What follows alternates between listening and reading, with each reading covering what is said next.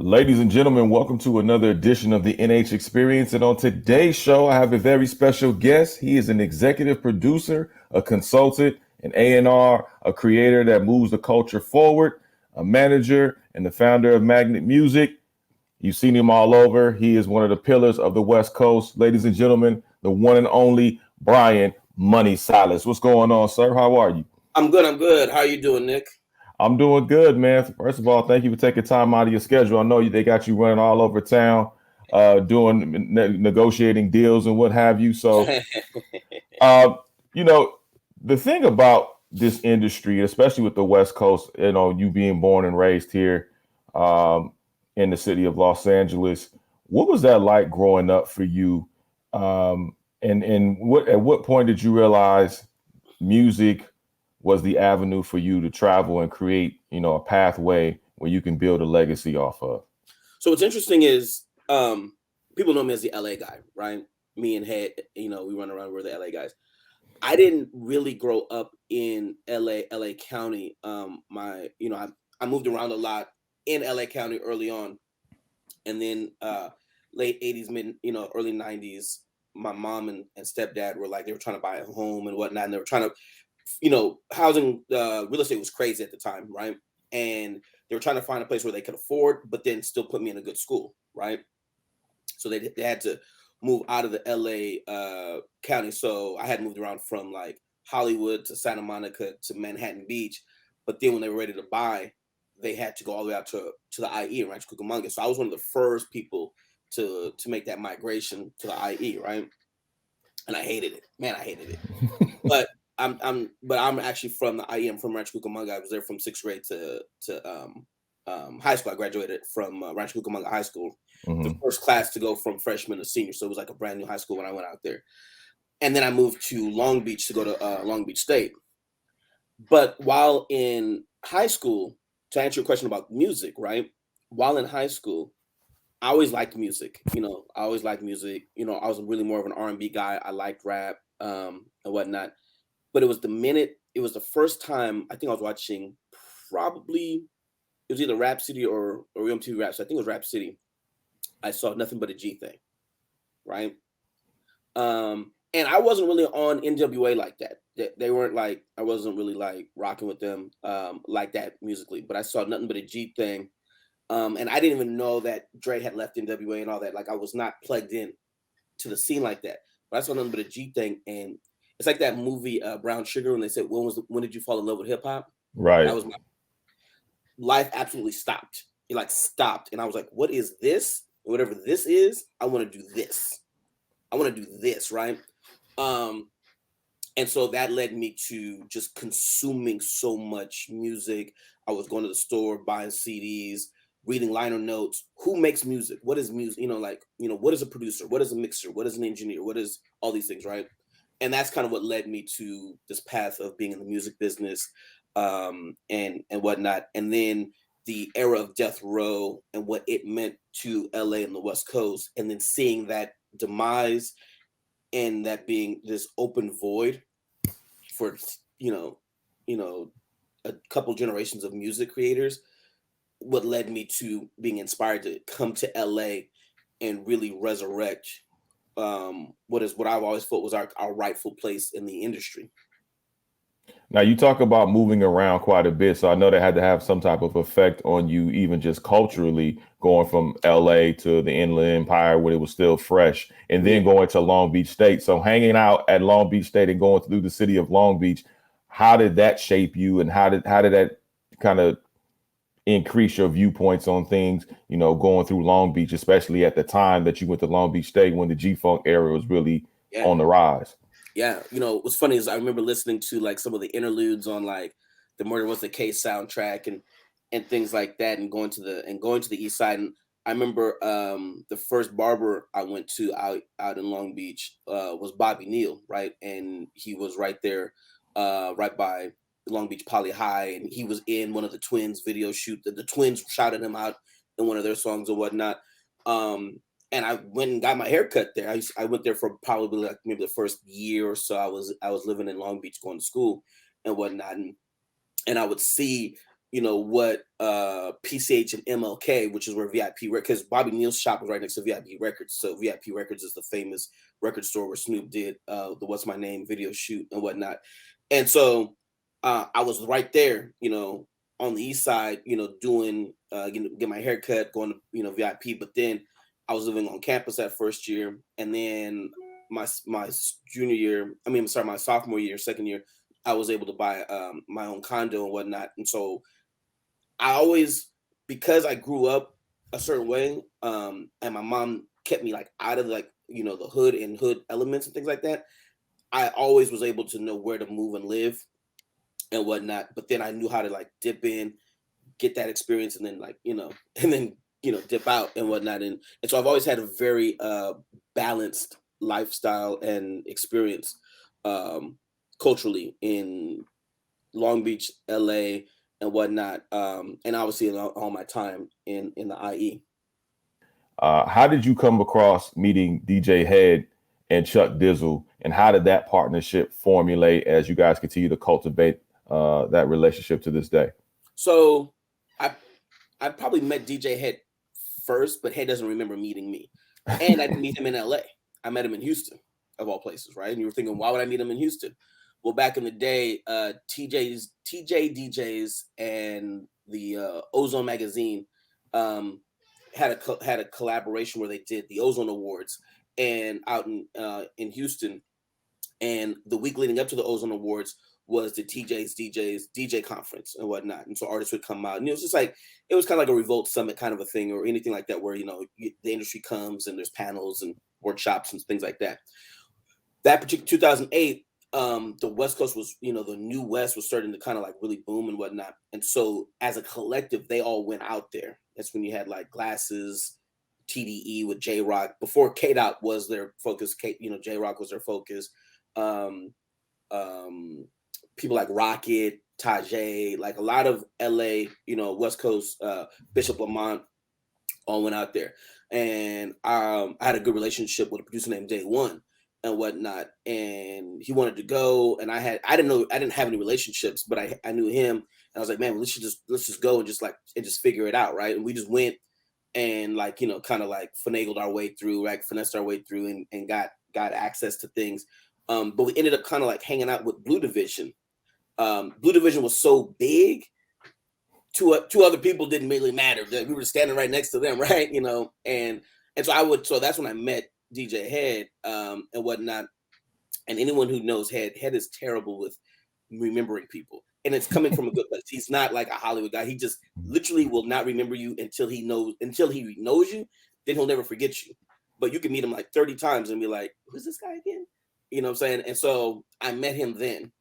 And then fast forward a couple years later, I was doing stuff with Day One and other producers like THX and whatnot. And we started doing these they were like producer battles. This was late 2000s, like 2008, 9, whatever. And Chuck Dizzle, who was going by Chuck D at the time, doing like, I don't know if he was at K-Day or whatever, as on her personality, he had pulled up, and I had met him. And anyone who knows Chuck knows that, if you introduce yourself to Chuck, he's super gracious, will take the time and whatnot. And I had built that relationship with him, and I think I had gone to Homegrown like maybe once, like around like, I don't know, 2008, 9 or whatever, when they first were doing it at his house. So then fast forward to 2011, my career had just kind of like fallen apart. A lot of the relationships that I thought were solid were not solid. People weren't really rocking with me. It was a really bad time for me professionally and personally. And I had to like start over and reinvent myself. So I had called Chuck, and I texted Chuck out of the blue and said, do you still do Homegrown on Thursdays? And if so, can I pull up? And he said, sure. And I just pulled up one day, and it was like early February 2011. And I just didn't really leave and whatnot. And my relationship started with Chuck, and I would stay afterwards and just kind of talk to him about Homegrown. And after an episode, and like how they could improve, because I saw something special, but it was just madness at the time. And so I, gave him some like feedback or whatnot. And then with someone like Hed needs to see you consistently pull up before he'll invest in you. And he kept seeing me pull up. And so later that year, he and I like sat down and really talked about. He downloaded me on who he was, what he had done. He had done so much in the culture. I didn't know some of the records that he had broke that he didn't get credit for, records that he put together, classic LA records that he put together that people don't know that he was the one and he didn't get credit for. And the thing about me is credit matters to me. I hate when people don't get credit. If you give people credit, you know, sometimes people want credit more than they want money. You know what I'm saying? You know, Real think about talk. all the producers that used to work with, you know, Dre back in the day who got paid, but like, man, but they didn't give me credit. You know, I did this song, I did that song. People want credit in life. And so when he would tell me about the things he did and he didn't get credit for, it bothered me deep in my soul.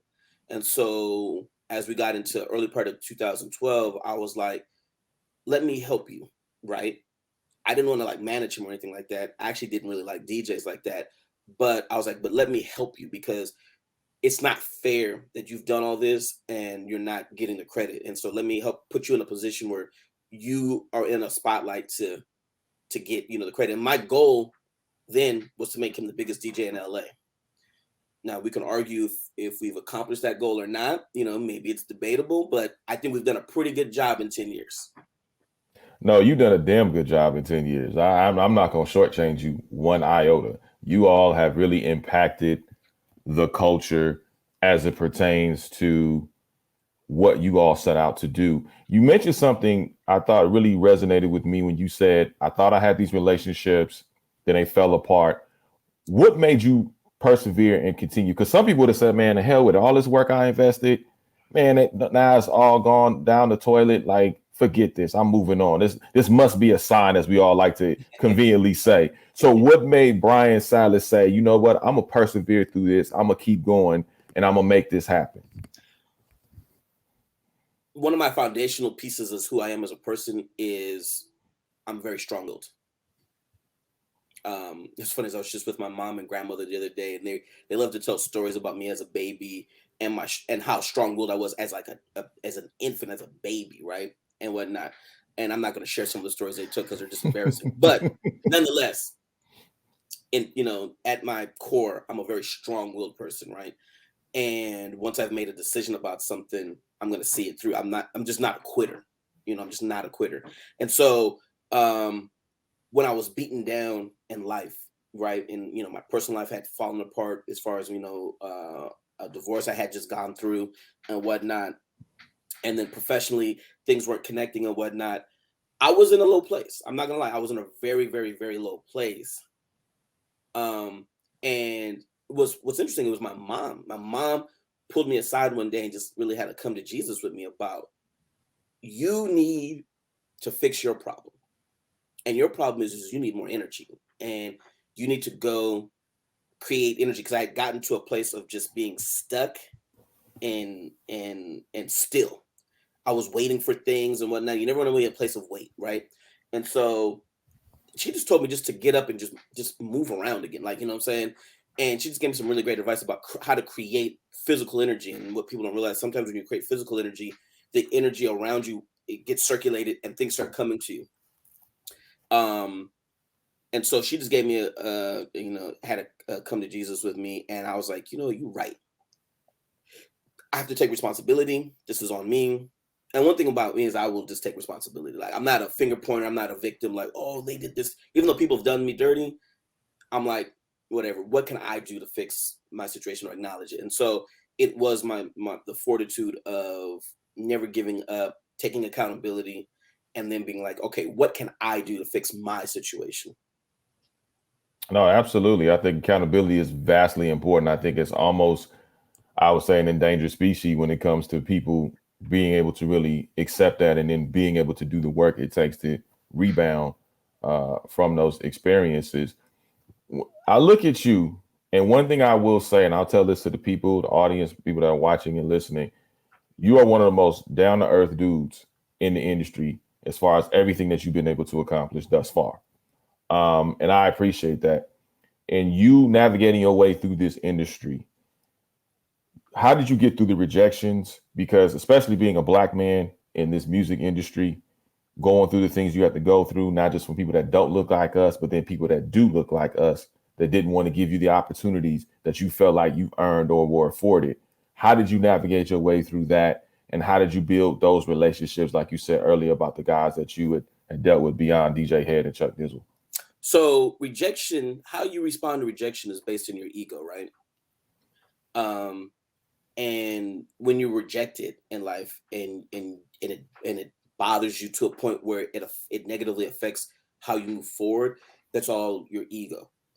When you recognize that your ego is something that is you and you can manage and you can just address, that allows you to, handle things a little differently, right?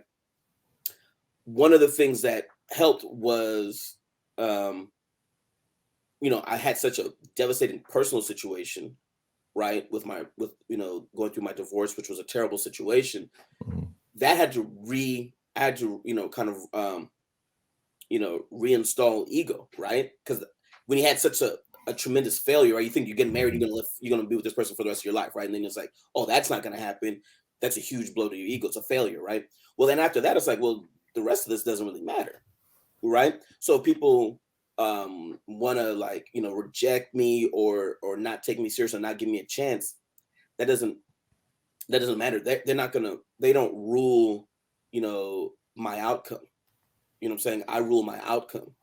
So, the no's aren't no's. I mean, the no's aren't deterrents. It's just like, okay, so you're not ready to jump on board with the vision. Bet. You'll circle back. You know what I'm saying? Mm-hmm. Because, excuse me, because I'm not going to stop. I'm not going to stop. So you're going to circle back and you're going to realize, oh, you are that guy and whatnot. And so for me, it's, the no's are just logs on that perpetual fire, right? That you need to keep going. So what I've never done is I've never been upset. I've never been like, oh, I'll show you, you know what I'm saying? I'll just be like, oh, okay, bet. And then I just keep going. So, Hed, you'll hear Hed say this, and it's something that we say to each other, is we just don't take things personal. You know what I'm saying? Like, I don't think, there's a lot of people in life that are like personally trying to keep people back. You know what I'm saying? Like, I'm going to go out of my way to make sure that Nick Hamilton specifically never has a shot, right? Because that's a lot of energy to put towards somebody else that you don't really know like that. Now, they can be so self-absorbed that by default, they won't give you a shot because they're just thinking about themselves. But how many people are really going out of their way? I mean, there are people that exist, don't get me wrong, that will go out of their way to make sure that, that they do prevent other people from getting on. But by and large, we don't have the amount of haters that we think we have. We have a lot more lack of supporters than we actually have specific haters. You know what I'm saying? People that maybe didn't value you early in your career, Nick, and didn't give you a chance. If you keep making moves, they'll be a supporter and they'll come back on board and whatnot, because people love to root for winners. People are bandwagoners. You know what I'm saying? Like the people that had problems with me when I told you before, homegrown, love me now, work with me. I'm talking about people who are blackballing me. You know what I'm saying? Like trying to keep me from the, making money in the business. They have to work with me and they love me. And I was like, oh, Sallis was good. It's like, and it's all good, man. It's all good. It's just life. And you know what? I'm getting to that point. I have not arrived. I will be honest and say that, but listening to you right now has definitely given me added extra energy to continue down that pathway. I know that some things bother you, Nick. I see some of your tweets about certain things about black media, this and that. I'd be like, Nick, man, don't let them see you sweat, man. Don't let them see you sweat. Put in the work. What does Hed say? Be undeniable. Right. No, you're right. You're right. And that's why I have, listening to your wisdom and your advice, I have definitely dialed back a bit. Just think about how long, I don't know how long you've known me and reached out. It's been a couple of years, right? Maybe 2-3 years at this point. I don't know. Would I have done this podcast back then for you? No. I'm just honest, no. You put in the work. You've put in the work. You've improved. You've grown, right? And then when you reached out, it's like, oh, it's easy call. I got you. Let me know when and where. You see, I'm opening my wallet now because you over here preaching. I'm gonna give you an offering because you out here preaching, man. I'm gonna walk out the church now. I think we're done. I think we're done now. No, I'm joking. but see, I want to use you as an example of like, no, you're right. You've done the work. You know what I'm saying? Like you've done the work, and I have to tell you, like at first I wouldn't have done it, but now it's like, man, this guy is putting in the work. He's undeniable, and you reach out, it's like, yeah, I got you, whatever you need. You know, now I'm flattered that you want to interview me. Dang, Nick wants to interview me because I've been seeing what you do. You know what I'm saying? No, I greatly appreciate that. One thing that's undeniable for you is the fact that, first of all, congratulations on being cancer free. Oh, thank you so much. At Goes one back to my point, strong will, right? Remember I told you I had a very strong will. absolutely. You were diagnosed, for those that may not be familiar or know, you were diagnosed at one point with stage 3 colon cancer, which is very serious, especially in males and in Black males, especially according to statistics. How, when you first got the news, obviously, how did that affect you? But then what did you do? How long did it take for you to realize, okay, I got to get on board. I got to do these things to keep myself here on this earth for various reasons? So I'm very even keel. I have no highs, I have no lows, right? Mhm. The way I reacted to the day I found out that I had the confirmed cancer diagnosis was the same way I reacted, and I'm not joking. I'm really not. I'm being very serious. I reacted the same way when I found out that Homegrown was greenlit for a TV show on Revolt TV. It was the same reaction. The reaction is, okay, what are the next steps? Mhm. What are the next steps, right? Because when, and I'll never forget the day. It was July 1st, 2020, right? And if you remember it, in the height of the quarantine and the pandemic, right? Every time we would start a new month, you would see these memes about, all right, May, don't act up, or all right, June, like, let's get it together, right? And I remember seeing a meme about July, you know, let's get it together. Let's not be like these other months or whatever. And then like an hour later, the doctor called me and told me that, you know, I had colon cancer. I'm thinking, well, July sucks, you know?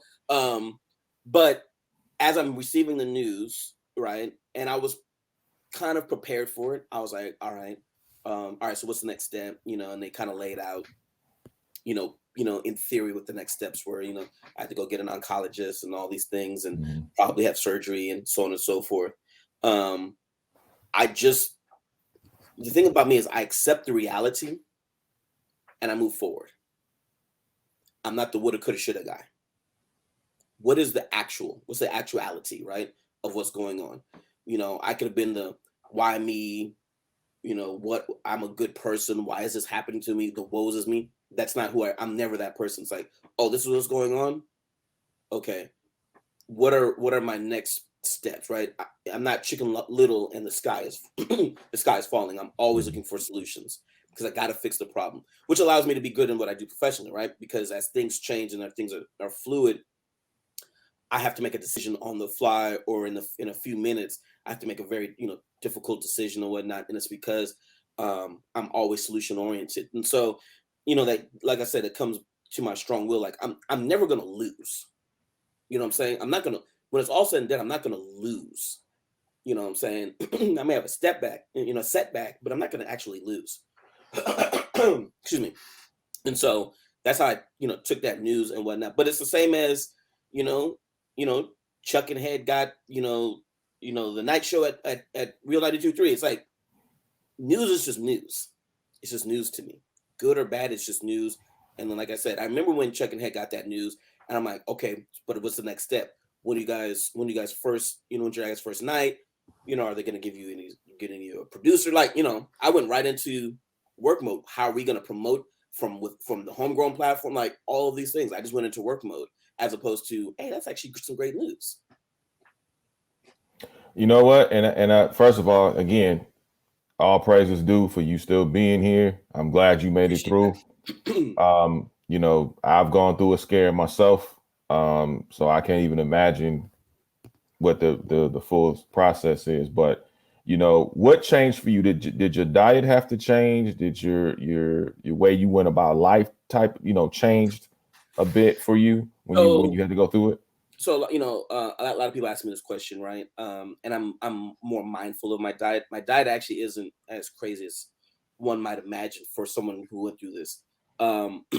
My bigger issue is how I've always dealt with stress and whatnot, right? Mm-hmm. And not having the outlets that healthier outlets to deal with stress, because I have a lot of stress professionally, obviously, like, you know, the work that I do, and then personally, right? You know, I'm a full-time single dad. You know, I had to, you know, deal with that. I had to help and support my mother going through watching my stepdad slowly die of dementia and whatnot. That was very hard and impactful on the family. You know, and then being excuse me, then being his business and grow my business, grow my brand, all that. Deal with my grandparents, you know, like just all these things that are impacting me, and everyone just looks to me to fix it, right? You know, this is the problem. You know, you know, what are you gonna do to fix it, right? And I don't have a Sallis in my life, right? I don't have a Sallis to then offload. It's just me, and so I realized after, like, you know, 15 plus years of all this, you know, stress and whatnot, not, you know, releasing it properly, I was stuffing it, stuffing. And, you know, I believe that my situation was more due to like the negative energy of stress and whatnot. And so now what I try to do is I just try to be a lot more vocal about, yo, life is crazy right now. Like, there's a lot going on. You guys are putting a lot on me right now. And not, I don't really do this professionally, I do this more personally. And I need you guys to like understand what you're asking. I'm still gonna fix it, but understand what you're asking of me right now. You know what I'm saying? Just, you know, just be more mindful of what you're asking me, and then let me, you know, figure out. I'm still gonna figure it out because that's what I do. I figure things out. But now it's just trying to communicate, you know, my what's going on more, like not just being so stoic and quiet. Just like, no, let me express more. So that's basically how you're able to decompress and kind of just, like you said, release everything and kind of just keep everything balanced for you? Yeah, I'm not. I'm far from good at it. Far, you know what I'm saying. I'll probably spend the next, you know, 20 years getting better at it. But I am now more mindful. Before, it was an unconscious thing I was doing. Now I'm consciously knowing that, oh, you know what? There's a lot going on. There's a lot of stress going on. I'm dealing with a lot of stress. So at least now I'm having conversations with myself about it. You know what I'm saying? Like, hey, Yeah. there's a lot going on. You're under a tremendous amount of stress and whatnot. And then being mindful about, you know, making sure that, you know, I'm trying to, you know, get my sleep, get some rest, you know, and not feeling guilty when I need to be like, you know what, right now, I'm not going to do anything. I'm going to take the next hour or two and I'm just not going to do anything. You know what I'm saying? Like, I'm sleeping, you know, I need to go take a nap and just go take that nap. Right. And just allow myself to acknowledge, you know, my human reality. You know, I'm just not a machine. What were some of the challenges that you all faced, and what did you learn from those challenges? Like you said, when you immediately found out, you went straight into work mode. We need to do X, Y, and Z. What were some of those challenges getting to there? Because as we know in LA radio, it's not a lot of representation that looks like us on LA radio. So what were some of the challenges getting to that point? Well, first, understanding why there's not a lot of representation, right? Mm-hmm. And not taking that personal. You know, when you understand the business of media, right? Their job is to sell advertising. Who are you selling advertising to? When you understand the purpose, you can then remove your ego, you know, from it. We never expected Chuck and Hed to be together, except for like they had homegrown radio on the weekends, Saturday and Sundays, and then just Saturdays for a long time, and we always took that as the ultimate win, right? But when the opportunity for them to be together Monday through Friday presented itself and became a reality, that was the unimaginable win, right? It was like, oh, we did that, but we always understood and respected the medium, right? And once again, we weren't on that, you know, what needs to happen, what should happen. Like, this is Black music and Black content. We should have Black people, you know, representing. And it's like, in theory, yeah, that's what should happen. But there are no Black people in LA. You know what I'm saying? There just isn't. And so what is the reality? And the reality is the actual demographic and whatnot. So to have both of them together is a tremendous win.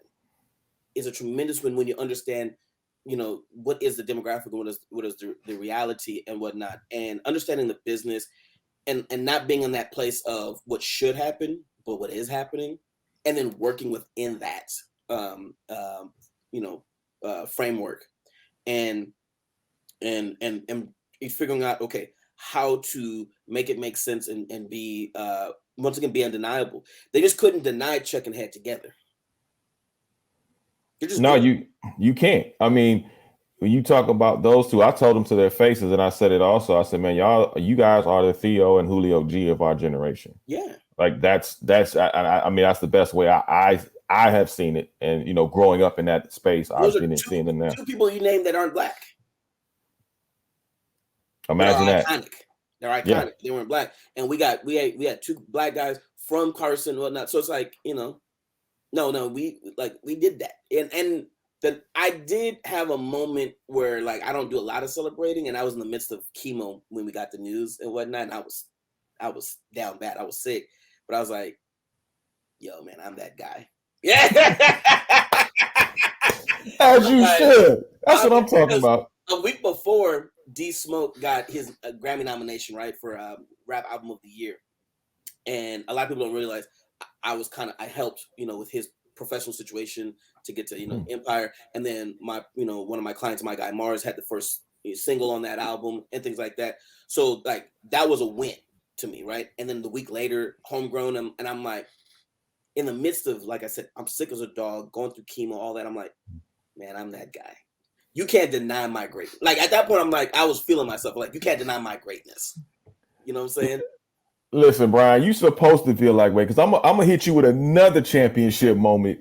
Were you being a part of the class of 2021 with the Recording Academy? Now, I know you had to celebrate that one. Now, I know you say you stay even keel, but come on, man, you got to celebrate that one. It was crazy, right? I woke up, and you know how they say the first thing you should never do is check Instagram or socials? I check socials. And I went on Instagram and I saw that Hed had posted that he made it. I'm like, oh, that's amazing.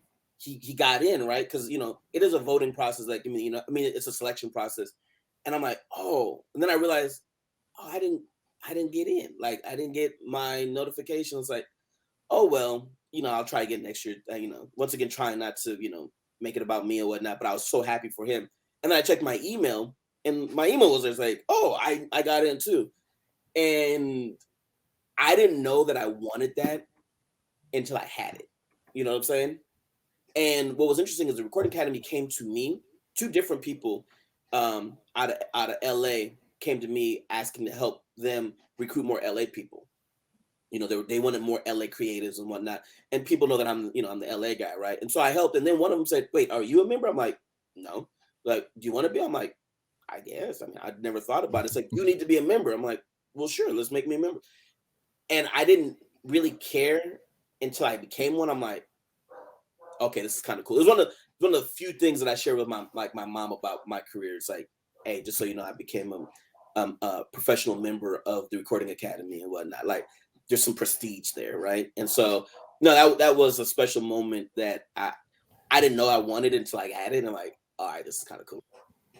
Oh yeah, I knew you and Hed. I said, man, they got to be popping. But I know Hed doesn't drink, but I'm saying this the moment is just the celebratory moment, man. Y'all had to pop something off. I know you. I mean, that's not that we don't hear about that enough, unfortunately. So when you do see people that have been from the concrete to the cornerstone office, as they say, and being able to accomplish something of that magnitude, man, my hat's off to both of you all. No, I appreciate that. And it was special, and we take great responsibility in that, and we will always represent LA to the fullest. And so, that's why we did what we went through the process, and we were very fortunate and appreciative of the opportunity. Well, you know what? You guys continue to keep LA moving forward, because you have also did something, another thing that was unprecedented, having two Black women discuss on a show about culture, about West Coast music and culture. Crystal, Gina Views, shout out to both of those ladies. They're doing a fantastic job. What did you see in those two young ladies that you felt like, okay, if we put these two young ladies together, we're going to create something that's going to be impactful? So I was just literally talking to Gina about this yesterday. She said, how did you see that? Because they went to high school together. Mm-hmm. But they weren't like friends like that. Like, they just didn't hang out with each other. They just didn't really know each other like that. They did, I think, student body, like, government or whatever. but they weren't like close. And then after high school, like they followed each other on socials, but they just weren't really like friends and close like that. As I was getting to know both of them simultaneously, individually, the thing I'm really good at is I'm good at who should work together in life. I'm a good professional matchmaker, if that makes sense, right? I'm very good. I see chemistry. I see potential chemistry. And a lot of that just based around being around Chuck and Hed. They're very separate. They're very in two different kinds of people, right? They don't have a lot in common, but when you see their chemistry, you're like, oh, so I can see chemistry really well. I was trying to find a vehicle to put with those two women, just in general, because I'm like, these guys are stars and they just need some help, and then I kind of came up with the idea for a video countdown. I mean, a video show, not a countdown show. That was Gina. Just a video show, right? To highlight some West Coast music, because I'm always trying to find different ways to just expose our culture. And I pitched them the idea. They loved it. That's when they told me that they went to high school together. And I'm like, oh, well, how come you guys have never done anything? And even Gina said she is surprised at how good they are together. And I'm like, they've exceeded my expectations. I'm not going to lie, but I expected them to be good. They're great together. Those two women are fantastic together. And they have so much fun, right? And they're coming from such a good place. And even when they say things that ruffle feathers and things like that, they're just having a good time. You know what I'm saying? They're just having a good time. And it's authentic. And that's what I love. It's just authentic at all times. Yeah, they're definitely unapologetic, and that's why I thoroughly enjoy the show. I mean, when I watch it, I check it out. I'm like, okay, I'm tuning in. Like, this is our rap city. This is our, Yo and TV rap, so to speak, for the West, and I love it. I'm glad you guys had the vision. You and Hed had the vision and the fortitude to be able to make that happen and bring it to fruition. And I like that, two Black women make people uncomfortable, especially make men uncomfortable. Right? And I love it. It's like, yeah, push the envelope. And I have to sign off on a lot because I'm the executive producer right on the show. And I sign off on a lot of that stuff. I'm like, yeah, let's let it fly. You know what I'm saying? It's your opinion. It's how you guys see things. Why should it be barbershop talk? It's like, this is what you guys think too. Yeah. Let's run it. And keeping in that same theme, Bryan, and I know we talked about this a while on Twitter, and something that really resonated with me. And you said earlier, I mean, I'm always for, Black media and making sure we have opportunities to do what we need to do. But on the radio, especially in LA, in the second largest market in Los Angeles, on hip hop radio stations, why haven't we seen a Gina Views and a Crystal on LA radio as far as on the hip hop stations? I don't see it on, a lot of LA stations. Why do you feel like that that hasn't happened yet? Let's first point out the ones that we do have, right? So we do have Brianna over at Power 106. Right. She's Black and Latina, right? So let's make sure we highlight her. Let's highlight the Black women at KJLH, right? CV Wonder Station and whatnot. Oh, absolutely. I mean, KJLH goes without saying, absolutely. Exactly. But let's always make sure that we acknowledge, because when they have these conversations, they feel like they're not being acknowledged. So first and foremost, we do have some representation. Do we have enough? No. So here's the thing, right? It's a two-pronged social issue. More macro speaking, we in this country, in the United States of America, do not like nor support Black women. Okay? That's just across the board. Black women do not get a fair shake in this country, in any industry whatsoever. Okay? That's why we need to go. That's why we have to be so loud and unapologetic about our support of Black women, because they don't get a fair shake. Who's supporting Black women? So that's just across the board. Then when you shrink it down to radio in LA, right? When you know who the advertisers who buy time slots at LA radio, when you understand who they're trying to sell to, then the question is then who do you want to pitch to them, right? And when you realize that no one is trying to sell to Black people in LA, advertisers, they're not trying to sell to us, right? We're not who they're trying to sell to. Even though it's the music is ours and the content is ours, they're not trying to sell to us. Then it's like, okay, who are they selling to? And then when you realize that, then it's like, okay, then, who's the best spokesperson to sell to that demo? And then that just becomes a business decision. Is it fair? No. But is life fair? No. So what we have to do is create personalities that are so undeniable, going back to what I said before, that they break through the expectation and or the stereotype as why we can't have that. We now give them that. So getting Chuck and Hed, 2 Black men, is a tremendous win. And they're men, right? Yeah. And that's we were surprised that it happened. Right? So then to ask for Black women, it's like, okay, we have to go create someone so big and so undeniable that they break demographic lines as to leading culture, right? And if you were to say who in LA, what Black woman in LA is so undeniable that they could do that right now, I don't know if we could say we have that. We're building it, we're creating it, but do we have one right now that's from LA, that's a media personality and whatnot? And I know that that's a tough question because I had to try to find one for a whole nother project, for something else, and we kind of ran into roadblocks. It's like, who's that person? At one point we had Debbie Brown and whatnot, but she's no longer really doing media like that. You know what I'm saying? She's pivoted her career and is doing incredible work in spirituality and things like that. So so it's like, so the powers that be aren't going to create that. They're not going to create a farm system for that, like using a sports analogy, right? So we have to create one out, what I call outside of the building, that is so undeniable. It's like, oh, that person's a star, regardless of their color, their ethnicity, and or their gender. That person's a star, and we need that person. It would be an incredible get to have that person be on our station, and that's why doing things like West Coast Confidential is putting 2 Black women on the path of undeniable stardom, and then be like, okay, now one or both of them could do something at radio or whatever. And so we have to kind of create that. But when you understand, like, if you're not trying to sell to Black people, and you're not trying to sell to Black women, then why are you going to have Black people be the pitch people? And I hate that's the reality, but that's just reality. Oh, indeed. And again, my apologies to Brianna. I slipped. The name slipped for a split second, so I'm going to make sure I recognize her on Part 106 because she is doing a great job over there. Even when I see her, I had a chance to kind of bump into her once. I think at the Industry Thursday event.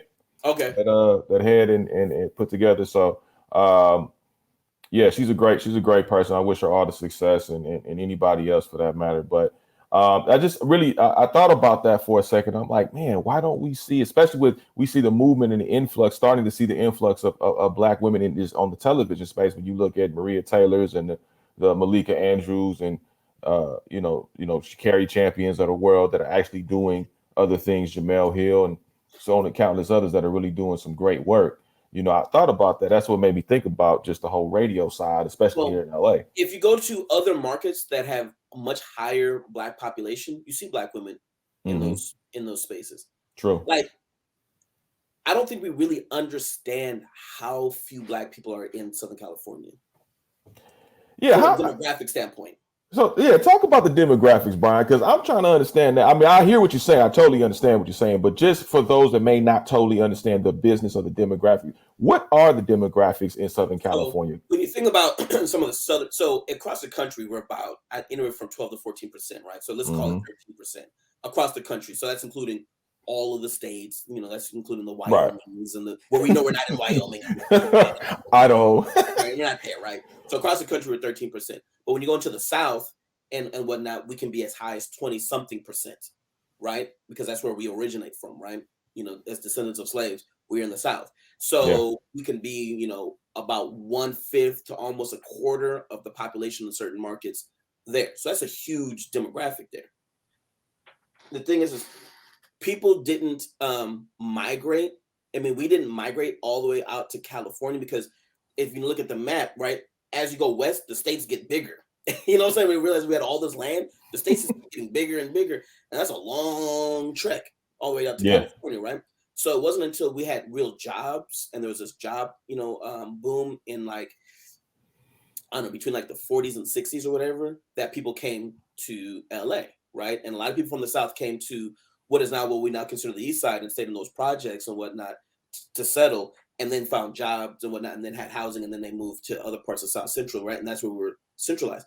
But we never really grew more than to about, I don't know, I think we're maybe about 8%. So we're between 6 to 8% of the population in Southern California. Well, that's actually a very small percentage. Yeah, right? it is when you And think then about it. over the last 30 years, due to different migration patterns for different social and economic reasons, we're no longer centralized in the South Central area and whatnot. People moved to, Lancaster, Palmdale, IE, and then people have moved out of state, Vegas, Texas. How many people that have moved to Vegas and Texas over the last 10 years? And right? Atlanta, yeah. And Atlanta, right? So now we've spread out. And then if we lose people and they move out of state, then our demographic lessons. It just, so when we were at 8%, maybe now we're down to like 6%, you know what I'm saying? And so there's just not a lot of Black people out here because of we're so far west, right? So we never started with a huge population.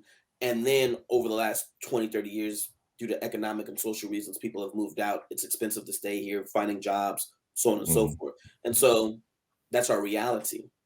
There's just not a lot of Black people out here, which is, if you notice with me, Nick, me and Hed, we push LA culture more than we push Black culture because there's not enough of us and we're so dispersed that trying to, galvanize the Black experience is a little tougher.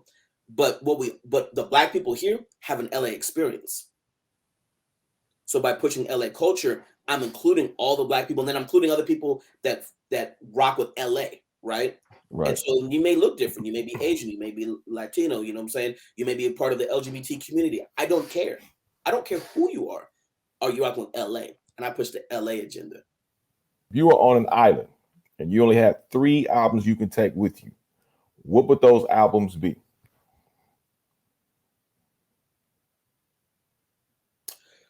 Whew, that's tough. But if I had to just do it 3, I'd probably go with Doggy Style, first Outkast album, Southern Playlist of Cadillac Funky Music, and Anita Baker, Rapture. Ooh, okay. I really would love to have Mary J. Blige, My Life, but I probably have to go with Rapture. Okay. All right. 3B. We'll put Mary J. Blige as 3B. Yeah. Hot or cold? I'm sorry? Hot or cold? Hot. Frosted Flakes or Fruit Loops? Frosted Flakes. One particular place that you always wanted to travel that it has to be your destination before you leave the earth. I'm actually a pretty simple guy.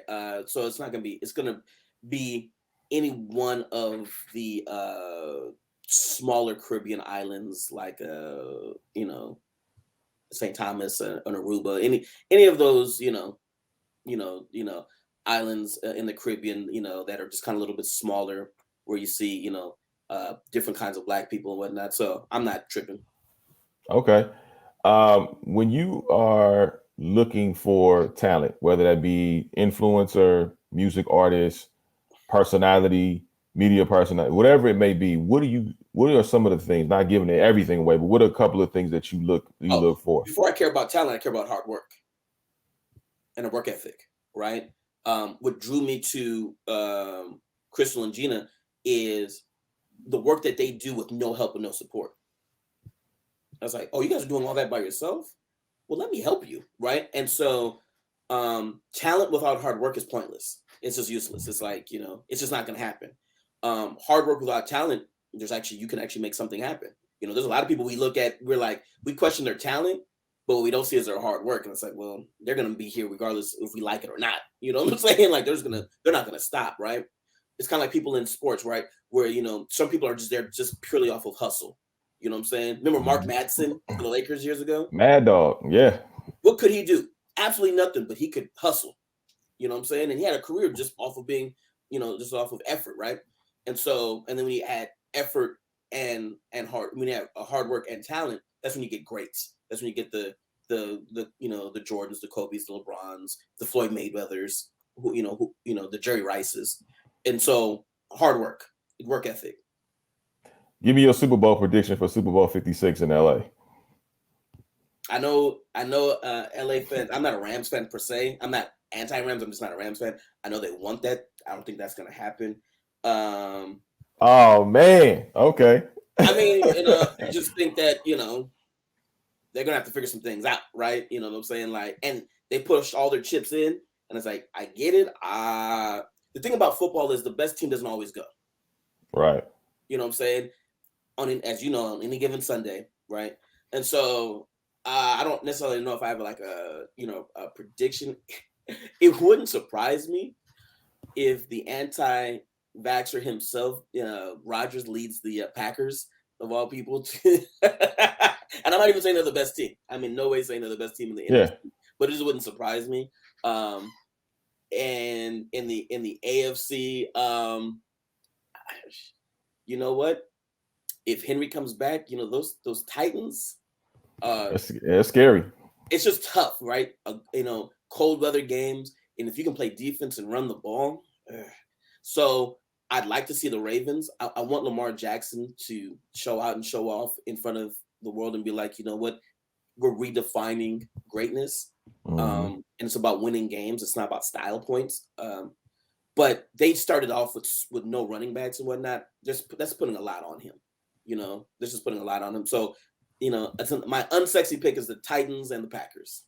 Okay. And that's not a game that anybody wants to see. Hey, you know what? It's LA. People coming to LA. It's going to be madness. We're watching the Super Bowl for Dr. Dre, right? That's what I was going to ask you. How surprised were you when they made the announcement that Dre and Snoop were going to be headlining the Super Bowl? Because I was surprised as all get out. I was praying for it. I've been calling it for years. We need a G-Funk reunion Super Bowl. I am a supreme Sean Corey Carter business fan. Yes, same here. And a lot of people, I'm privy to having some background and information on his dealings with the NFL, and he caught a lot of flack for that partnership. But people didn't understand the actual deal points and things like that, and they don't understand what he was really doing and whatnot. It's not what people thought it was. Very quietly, he uses his influence to push culture. And was I surprised? No, because he made it a point that the NFL needs to tap in with the changing landscape of American culture, right? And you have to be on the forefront of where American culture is and whatnot. And after all this time, hip hop deserves an actual stage and whatnot. And yeah, they had to add a bunch of other people to make it make sense, maybe. But at the forefront is Dr. Dre. So am I surprised? Not at all, because like I said, the handful of people that knows what Jay-Z is trying to do, be like, oh yeah, L.A. Like, who else do you put in L.A.? Exactly. So exactly. When he knew it was gonna be L.A., it's like, oh, well, he said the only thing that makes sense is if you guys do this in L.A. and whatnot. And that's been the biggest news the NFL has had in years is Dr. Dre, Snoop Dogg, Eminem, Kendrick Lamar, Mary J. Blige. Like, come on. Thank you so much for tuning in. Hey, my pleasure. Appreciate you coming on, and props to you for just being a single dad that's not only holding it down with your daughters, but doing a great job on the business side. That's not easy. I'm just speaking from experience, so I can only imagine having two children that you have to be responsible for. I mean, hats off to you, brother. Thank you.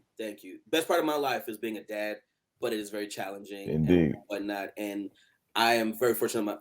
My babies inspire me to just be a great person every day. And I let that energy lead me in business. I want to be a great person in business because I want to be a great person in general, right? And so, you can thank my babies that inspire me every day. Indeed.